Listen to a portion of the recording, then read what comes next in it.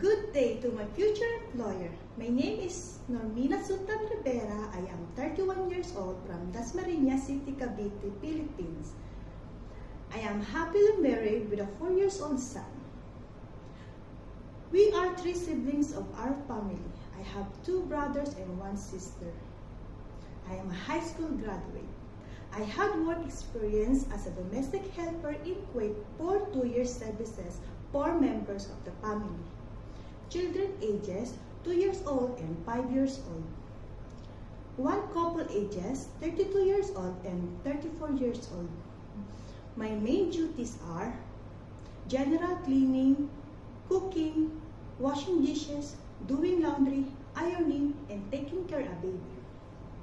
Mom and sir, if you choose me, I will do my best to fulfill my duties and responsibilities.